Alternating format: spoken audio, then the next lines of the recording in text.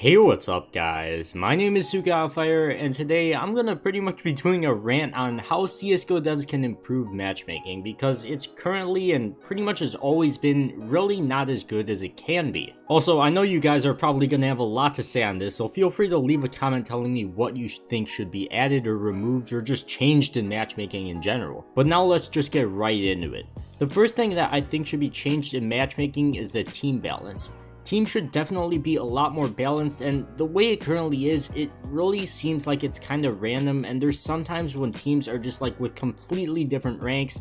Like, the balance is currently horrible, and it just makes no sense, because about a week ago I was playing with like a couple of my silver friends. None of them are really that great of players, so I was playing on my alt. So I get a 4Q with them, but we have one random. Our random turns out to be griefing, so we kick him. But the thing is, all of us are silvers, and we're just getting dominated throughout the game. And at the end of the game, when we see all their ranks, they have a LE and MGs, and we 4Q'd as only silvers. I don't understand in what way that can make any sense and how that can even happen at all. But yeah, I think for more balanced teams, you shouldn't really be playing against anybody that's like 3 ranks higher than you. Like, it really doesn't make sense. The matches just become so uneven at this point, and nobody's really like the same level of skill. It's just a complete mess, and you're probably just getting carried by the good guy on your team, which shouldn't be the case. On to the next thing, I personally think that you should let players see their elo. Like Faceit does this, for example. It shows how close you are from ranking up or deranking. A lot of people make the argument that this may allow players to get like more tilted because they're like about to lose on their D-rank game or something like that, but I honestly feel like the good would outweigh the bad in this situation, because currently, I know Mo made a tweet about this, that he won like something like 22 games in a row as Supreme and didn't rank up towards Global. So after every game you win, I feel like it'd be great to show how close you are to ranking up, so you know you aren't just wasting your time, or at least how long it's gonna take to rank up, because it should not take 22 wins to get from one rank to the next one.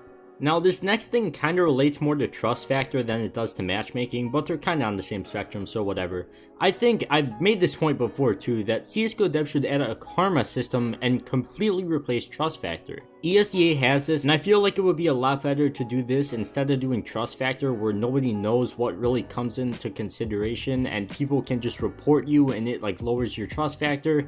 It's just really stupid. When with karma, you're based off your teammates. They say if you're a good player or a bad player, and you aren't just able to be like reported by another team. But yeah, trust factor currently just isn't good. It's like really sloppy. It needs to be adjusted, and it just, people's trust factor is getting destroyed, and there's like nothing you can do to fix it. And next up, this is probably going to be a really unpopular opinion, but I think you should have to be rank 5 to play comp. You currently only have to be rank 2, which only takes about like maybe 30-45 minutes to get, and I feel like this should have been done when CSGO went free to play, because it would obviously stop a lot of cheaters and smurfs, because it would definitely take a longer time to get to rank 5. And cheaters wouldn't want to keep just making new accounts, grind for like hours on end to get to rank 5, and then just cheat the game and get like vacked a day later. Like with rank 2, you could do that in 30-45 minutes, and I know people that do this. They have made like 5 accounts, they cheated on each one, and then they just keep making new accounts. If you made it rank 5, I legitimately know this guy. He would not cheat, and this would just make it so much better. I guarantee we would see much lower cheater numbers and probably a lot less smurfs. But by this time, people have so many smurf accounts at this point, the damage has pretty much been done, and there's really not that much CSGO devs can do about it. And for just some of my closing thoughts, I also think the devs should stop putting so much work in the danger zone. Like, I'm gonna be completely honest and upfront. Nobody really cares that much about Danger Zone, at least when compared to like competitive.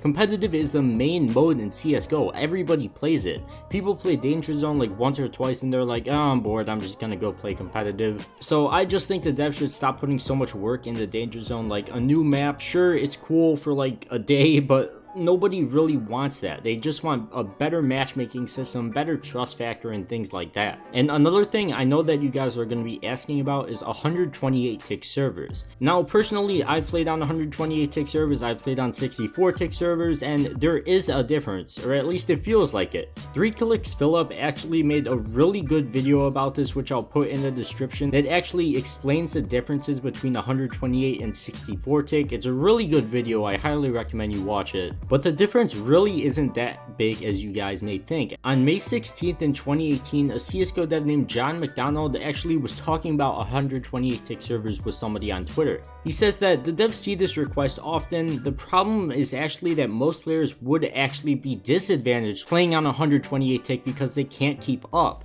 So we need to segment the players which would lead to longer queue times. Still may be worth it though. So they're definitely considering it, and this was a year ago, so who knows, man. Valve time, they're always taking forever to do stuff, but it's definitely not out of the question, but I really don't know if I would count on them doing it. But they definitely do listen to the community. But yeah, besides that, I think that is pretty much just gonna wrap it up for my rant today. So if you guys do want to comment about what you think should be changed in CSGO matchmaking, feel free to leave a comment about that. And if you did enjoy this video, of course, don't forget to smash the like button and CykaScribe. We almost at 4K CykaScribers, man. That's a big number right there. But besides that, I will see you guys in the next one. Peace.